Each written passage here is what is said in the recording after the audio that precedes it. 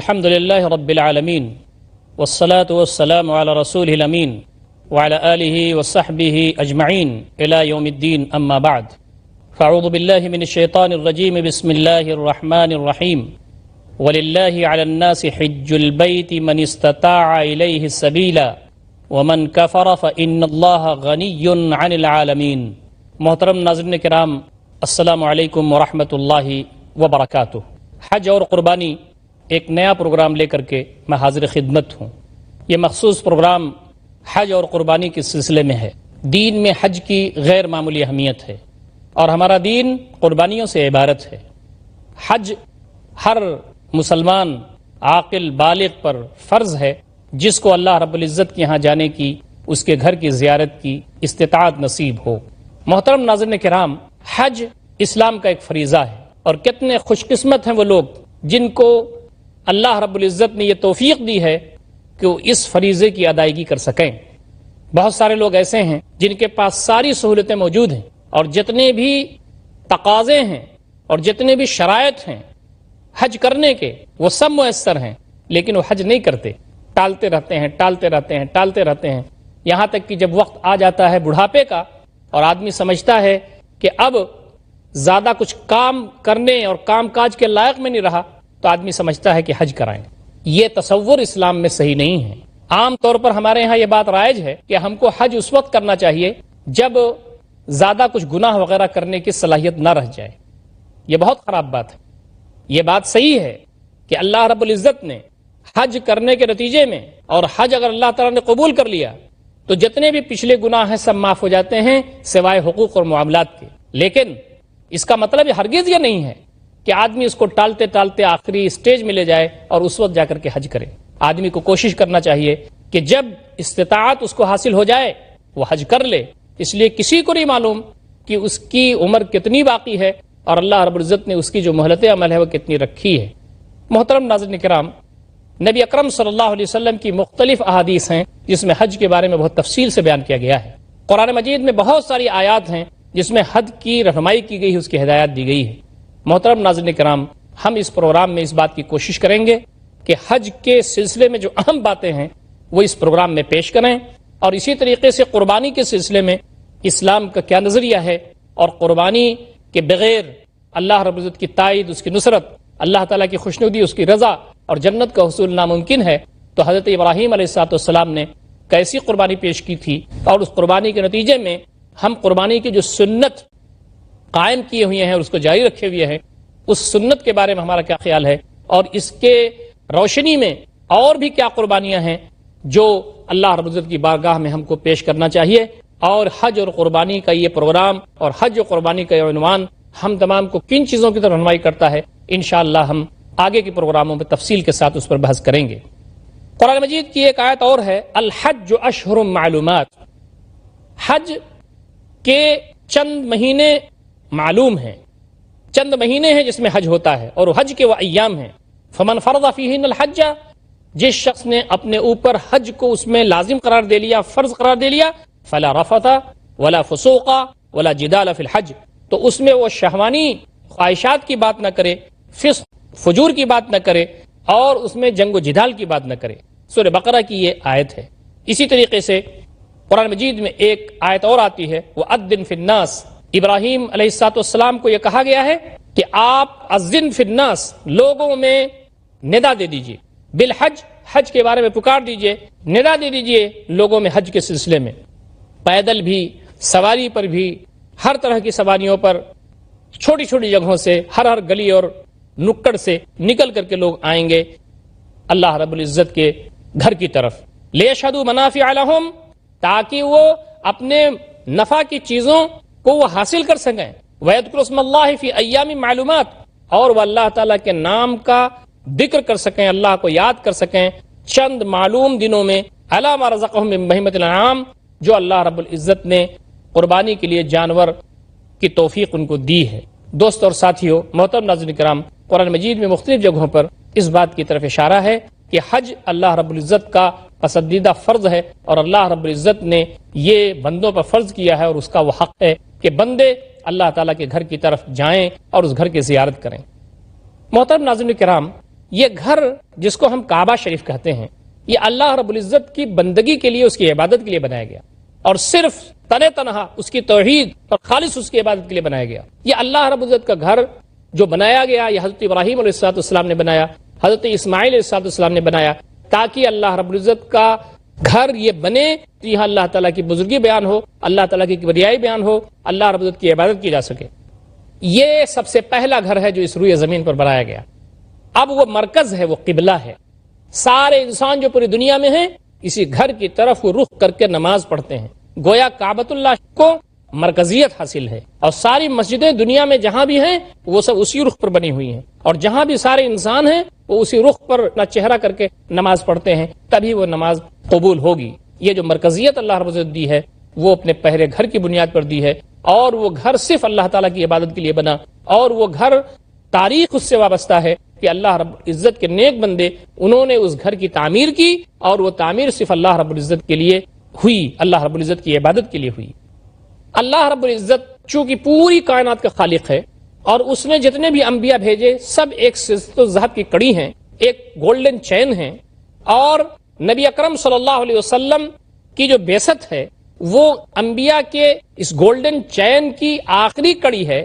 اور پھر اس کے ساتھ ساتھ یہ فرمایا گیا کہ جتنے بھی انبیاء تھے برحق تھے، جتنی بھی کتابیں تھیں برحق تھیں، تو یہ جان لو کہ جتنے بھی اللہ تعالیٰ کے بندے اللہ تعالیٰ کے دین پر عمل کرنے والے ہیں سب بھائی بھائی ہیں، جو تم کوئی ایک امت نہیں ہو، کسی ایک ملک کی امت نہیں ہو، تم آفاقی امت ہو، تم پوری دنیا کی امت ہو۔ تمہارا اللہ ایک ہے، تمہارا رسول ایک ہے، تمہاری شریعت ایک ہے، تمہاری کتاب ایک ہے، تم ایک ہو، اور پورے دنیا کے مسلمان آفاقی امت جیسی امت سے ان کا تعلق اور وابستہ ہیں۔ مسلمانوں کو یہ کہا گیا کہ ایک مسلمان دوسرے مسلمان کے لیے ایک جسم کی مانند ہے، کہ جب جسم کا ایک حصہ تکلیف میں مبتلا ہوتا ہے تو سارا جسم اس تکلیف کو محسوس کرتا ہے۔ تو تم اللہ تعالیٰ کے بندے ہو، اور یہ تمہارا گھر جو ہے یہ آفاقیت رکھتا ہے، یہ مرکزیت رکھتا ہے۔ تم امت جو ہو وہ آفاقی امت ہو، تمہارا رب پوری کائنات کا رب ہے۔ تو یہ بات بتانے مقصود اس سے یہ ہے کہ پورے دنیا کے مسلمانوں کا مقصد ایک ہے، پورے دنیا کے مسلمانوں کی منزل ایک ہے، پورے دنیا کے مسلمانوں کا جو نصب العین ہے وہ ایک ہے۔ لہٰذا تم کو اللہ رب العزت کی عبادت کرنی ہے، اللہ تعالیٰ کی بندگی کرنی ہے، اس کی پرستش کرنی ہے، اور اللہ رب العزت کی مرضی کے مطابق تم کو چلنا ہے۔ حج اسی لیے فرض کیا گیا کہ اللہ رب العزت نے کہا کہ زندگی میں ایک مرتبہ حج اس لیے تمہارے لیے فرض ہے کہ کم سے کم اس گھر کو تم جا کے دیکھو جس کو اللہ رب العزت نے صرف اپنی عبادت کے لیے تعمیر کروایا، اور اللہ رب العزت کو توحید پسند ہے، اخلاص پسند ہے۔ پھر اس کے ساتھ ساتھ انسان کو یہ احساس ہو کہ ہم کوئی ایک حصے کے مسلمان نہیں ہیں، بلکہ مسلمان کالے ہونے کا نام نہیں ہے، گورے ہونے کا نام نہیں ہے، عربی ہونے کا نام نہیں ہے، عجمی ہونے کا نام نہیں ہے، نسل کا نام اسلام نہیں ہے، خطے کا نام اسلام نہیں ہے، رنگ کا نام اسلام نہیں ہے، مخصوص زبان کا نام اسلام نہیں ہے، بلکہ ہر طرح کے لوگ اللہ تعالیٰ کے کلمے کو بلند کرنے کے لیے وہاں اکٹھا ہوتے ہیں، اور سارے لوگوں کی زبان پر یہی ایک بات ہوتی ہے، لبیک اللہم لبیک، لبیک لا شریک لک لبیک، ان الحمد والنعمت لک والملک لا شریک لک۔ یہ ایک سلوگن اور ایک نعرہ سارے انسانوں کے زبان پر ہوتا ہے، اور وہ پروانہ وار دیوانہ وار نبی اکرم صلی اللہ علیہ وسلم کی تعلیمات پر عمل کرتے ہوئے وہ وہاں پہنچتے ہیں کفن بدوش، وہ کفن پہنے ہوئے ہوتے ہیں، ان کے جسم پر صرف کپڑا ہوتا ہے، وہ کپڑا جو کفن سے مشابہ ہوتا ہے، اور وہ اللہ رب العزت کی بارگاہ میں حاضر ہوتے ہیں کہ میرے مالک تو نے آواز دی ہے، آپ نے بلایا ہے، ہم حاضر ہیں، اور کفن بدوش حاضر ہیں، ہم تیری بارگاہ میں حاضر ہیں، ہم نے گھر بار چھوڑ دیا ہے، بیوی بچے چھوڑ دیے ہیں، ہم نے اسباب و تجارت چھوڑ دیا ہے، اب ہم اگر چاہتے ہیں تو صرف یہ کہ تو خوش ہو جائے، اور ہم دیوانہ وار حاضر ہیں، ہمیں کسی چیز کی فکر نہیں ہے، بس فکر اس بات کی ہے تو خوش ہو جائے۔ اللہ تعالیٰ کو یہ ادا بہت پسند ہوتی ہے، جب بندہ اس انداز سے اپنے رب کے سامنے حاضر ہوتا ہے تو اللہ رب العزت کو یہ ادا بہت پسند ہوتی ہے، اور اللہ تعالیٰ فرشتوں سے کہتا ہے کہ دیکھو کس انداز سے بندے مجھ کو یاد کر رہے ہیں۔ محترم ناظرین کرام، حج اور قربانی کا یہ جو پیغام اسلام کا ہے، اور یہ جو اللہ رب العزت نے فرض کیا ہے، یہ غیر معمولی اہمیت کا حامل ہے۔ محترم ناظرین کرام، وقت ہو گیا ایک چھوٹے سے وقفے کا، انشاءاللہ وقفے کے بعد ہم پھر حاضر خدمت ہوں گے، اور حج اور قربانی کے سلسلے میں گفتگو کا جو سلسلہ چل رہا ہے اس کو آگے بڑھائیں گے۔ والسلام علیکم ورحمۃ اللہ وبرکاتہ۔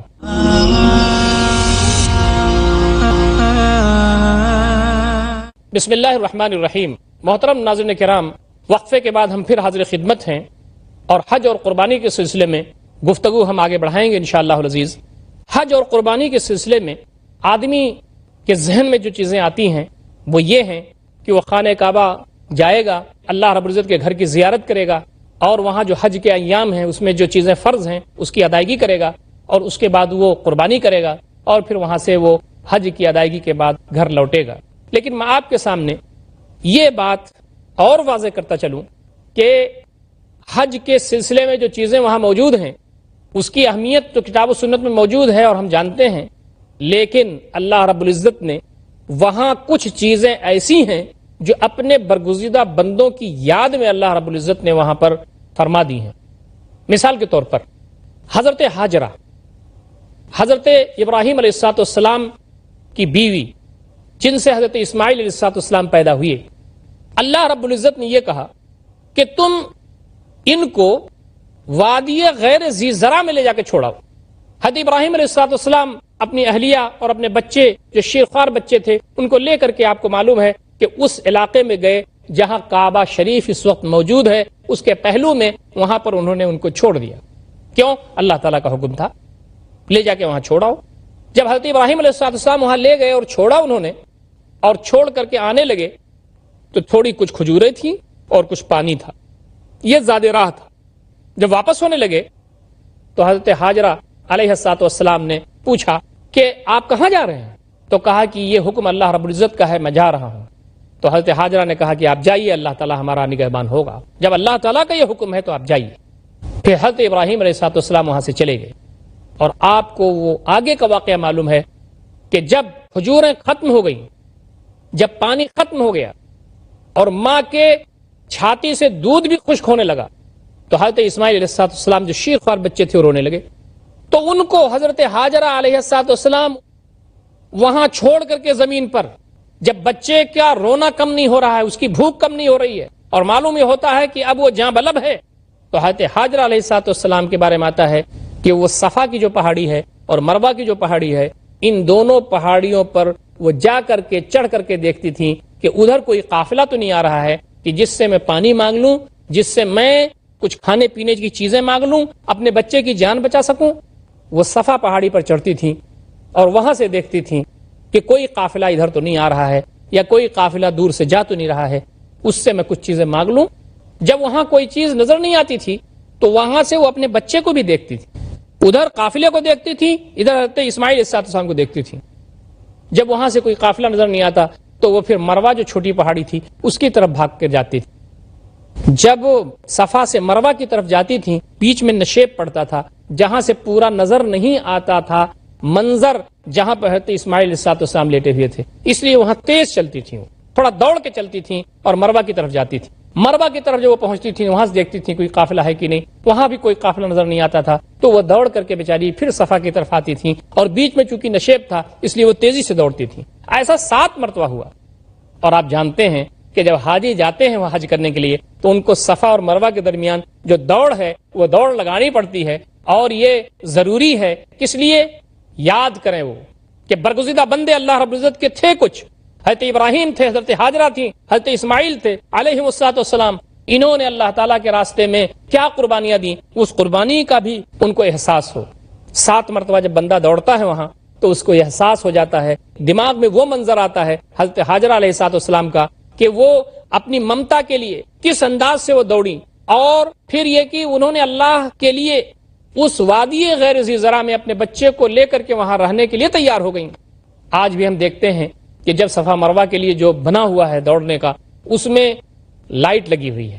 جہاں حضرت ہاجرہ علیہ السلام جہاں تیزی سے دوڑتی تھیں اس پر سگنلز لگے ہوئے ہیں کہ یہ جگہ وہ ہے جہاں پر تھوڑا سا تیزی سے دوڑنا چاہیے، تاکہ وہ منظر ہمارے دماغ میں رہے، ذہن میں رہے، اور حضرت ہاجرہ علیہ السلام کی جو سنت ہے اس پر عمل ہو سکے۔ 7 مرتبہ دوڑنے کے بعد انہوں نے دیکھا کہ بچہ اب بھی تڑپ رہا ہے، لیکن بچہ جہاں ایڑیا رگڑ رہا تھا وہاں سے چشمہ نکل گیا ہے، وہاں سے پانی نکل رہا ہے۔ حضرت ہاجرہ دوڑتی ہوئی آئیں اور دیکھا کہ یہاں سے تو پانی کا چشمہ پھوٹ گیا ہے، خود پیا، بچے کو بھی پلایا، اور پھر وہ زمزم کا کنواں ہو گیا، وہ زمزم ہو گیا جو اللہ رب العزت کا بابرکت پانی ہے، جو آج تک وہاں سے نکل رہا ہے، اور پوری دنیا اس سے کسب فیض کر رہی ہے، اس کی بڑی فضیلتیں موجود ہیں۔ محترم ناظرین کرام، پھر آپ دیکھیں کہ یہ جب بچہ بڑا ہو گیا تو پھر اس گھر کی تعمیر ان کے ذریعے اللہ رب العزت نے کروائی، اور انہوں نے اس گھر کی تعمیر کی، اور اللہ رب العزت نے کہا اس گھر کی تعمیر کیجئے اور اس کو پاک صاف رکھیے، اللہ تعالیٰ کی بارگاہ میں حج کرنے والوں کے لیے، طواف کرنے والوں کے لیے، رکوع اور سجدہ کرنے والوں کے لیے۔ محترم ناظرین کرام، یہ وہ منظر ہے، یہ وہ واقعات ہیں جس کو اپنے سامنے رکھنے کی ہم کو ضرورت ہے۔ اسی طریقے سے حضرت اسماعیل علیہ السلام جب تھوڑے سے بڑے ہوئے اور وہ کام کاج میں حصہ بٹانے کے قابل ہو گئے تو اللہ رب العزت نے پھر حضرت ابراہیم علیہ السلام کا امتحان لیا۔ آپ جانتے ہیں کہ حضرت ابراہیم علیہ السلام کو اولاد نہیں تھی اور مایوس کبھی نہیں ہوئے، نبی کبھی مایوس نہیں ہوتا، اولاد دینے والا صرف اللہ رب العزت ہے۔ آج آدمی کو اولاد نہیں ملتی اور اس کے ہاں کوئی بچہ نہیں پیدا ہوتا تو وہ پریشان ہو جاتا ہے، نہ جانے کہاں کہاں دعا کراتا ہے، کن کے یہاں جاتا ہے، کہاں کہاں ماتھے ٹیکتا ہے۔ نبی اکرم صلی اللہ علیہ وسلم کی تعلیمات یہ ہیں کہ اللہ رب العزت پر ایمان کا تقاضا یہ ہے کہ اللہ رب العزت جو چاہتا ہے وہ ہوتا ہے، وہی بچہ دیتا ہے۔ قرآن مجید میں تفصیلات ہیں، ہم جس کو چاہتے ہیں لڑکا دیتے ہیں، جس کو چاہتے ہیں لڑکی دیتے ہیں، جس کو چاہتے ہیں دونوں ملا کر کے دیتے ہیں، اور جس کو چاہتے ہیں بانجھ رکھتے ہیں۔ یہ ہماری قدرت کا نتیجہ ہے، یہ ہمارا کرشمے قدرت ہے، ہم جس کو چاہیں جو دیں۔ اللہ رب العزت سے بندے کو مانگنا چاہیے اور اللہ رب العزت ہی کی طرف یکسو ہونا چاہیے۔ چونکہ حضرت ابراہیم علیہ السلام اللہ تعالیٰ کے برگزیدہ پیغمبر تھے، اس لیے انہوں نے کبھی بھی اللہ تعالیٰ سے امید کو چھوڑا نہیں۔ رب حب لی من الصالحین، میرے مالک مجھے نیک اولاد عطا فرما دے۔ حضرت ابراہیم علیہ السلام اولاد کیوں مانگ رہے تھے؟ حضرت ابراہیم علیہ السلام اولاد اس لیے مانگ رہے تھے کہ آپ نے سیرت کی کتابوں میں پڑھا ہوگا، قرآن مجید کا مطالعہ کیا ہوگا کہ حضرت ابراہیم علیہ السلام پر بہت کم لوگ ایمان لائے تھے اس وقت۔ ایک تو حضرت لوط ایمان لائے تھے جو پھر وہ نبی بھی بنائے گئے اور دوسری جگہ ان کو بھیجا گیا۔ بہت کم لوگ ایمان لائے تھے حضرت ابراہیم علیہ السلام پر۔ یہ دین جس کی دعوت میں دے رہا ہوں، یہ دین جس کی میں تبلیغ کر رہا ہوں، میرے بعد کون ہے جو اس کام کو آگے بڑھائے گا؟ میرے مالک مجھے تو نیک اولاد عطا فرما دے، جائیداد کے لیے نہیں، مال اسباب کے لیے نہیں،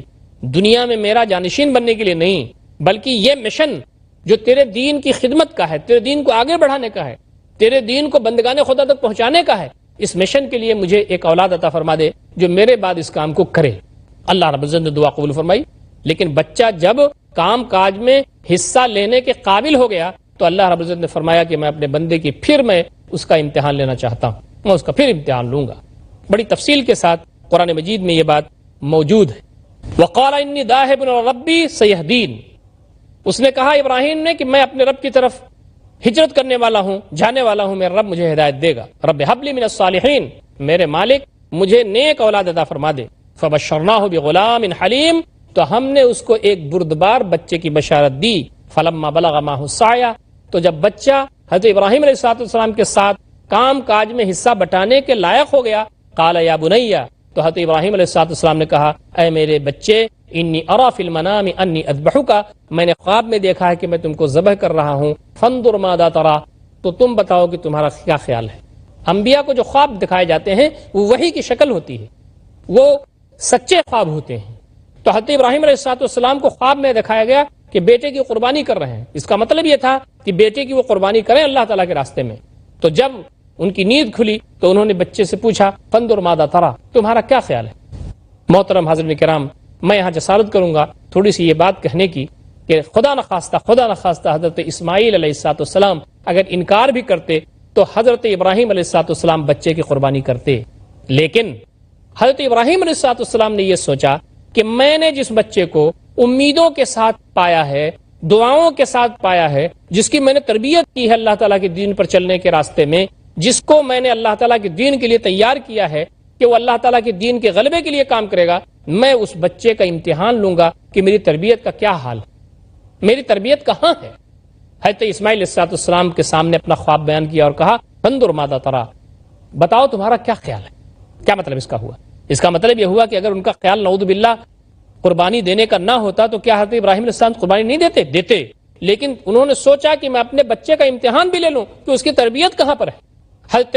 اسماعیل علیہ السلام نے جو جواب دیا وہ ہر بیٹے کی زبان پر ہونا چاہیے، اور حضرت ابراہیم علیہ السلام نے جو کارنامہ انجام دیا اس کا عزم ہر باپ کے سامنے ہونا چاہیے. فرمایا قال یا ابت افعل ما تؤمر. حضرت اسماعیل علیہ السلام نے کہا اے ابا جان کر گزریے جو اللہ تعالیٰ نے آپ کو حکم دیا ہے. ستجدنی انشاءاللہ من الصابرین. آپ مجھے انشاءاللہ صابروں میں سے جمنے والوں میں سے پائیں. مشہور واقعہ ہے, عظیم واقعہ ہے, آپ جانتے ہیں کہ حضرت ابراہیم علیہ السلام نے حضرت اسماعیل علیہ السلام کی قربانی پیش کی, اور اللہ رب العزت نے جیسے ہی چھری چلنے والی تھی, آگے ذکر آ رہا ہے, فلما اسلم وتلہ للجبین,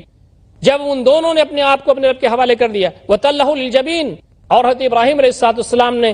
پیشانی کے بل زمین پر گرا دیا. ونادیناہ ان یا ابراہیم, اور ہم نے ندا دی اے ابراہیم, قد صدقت الرؤیا, تم نے خواب کو سچ کر دکھایا. انا کذالک نجزی المحسنین, اسی طریقے سے ہم محسنین کو بدلہ دیتے ہیں. ان ھذا لہو البلاء المبین, یہ کھلی ہوئی آزمائش تھی جو ہم نے تمہاری کی. وفدیناہ بذبح عظیم, اور ہم نے حضرت اسماعیل کو ایک عظیم قربانی کے ذریعے فدیے میں چھوڑا لیا.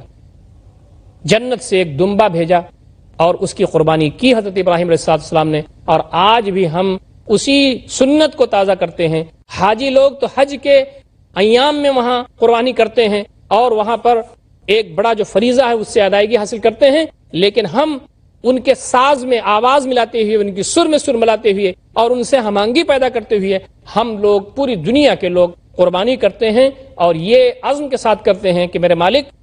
تیرا حکم آج ہے کہ ہم اپنے دادا حضرت ابراہیم علیہ السلام کی سنت کو تازہ کریں, یہ دمبا ذبح کر کے, یہ بکرا ذبح کر کے. لیکن بار الہ ہمارے دل کے رگوں کی گہرائیوں میں عزم ہے کہ کل اگر وقت آ گیا اور بیٹے کی قربانی کا آ گیا, اپنی قربانی کا آ گیا, تو تیرے راستے میں ہم جان کی قربانی کا نذرانہ بھی پیش کریں گے. محترم ناظرین کرام, حج اور قربانی کے سلسلے میں گفتگو کا سلسلہ انشاءاللہ آگے کے ایپیسوڈز میں جاری رہے گا, اور اللہ رب العزت سے یہ دعا ہے کہ بار الہ ہم تمام کے اندر حج اور قربانی کے سلسلے میں جو کچھ اس کا پیغام ہے اس پر عمل کرنے اور اس کے پیغام کو دنیا تک پہنچانے کی توفیق عنایت فرمائے. اقول قولی ھذا استغفر اللہ لی ولکم اجمعین واستغفروہ انہ الغفور الرحیم, وآخر دعوانا الحمد للہ رب العالمین, والسلام علیکم ورحمۃ اللہ وبرکاتہ.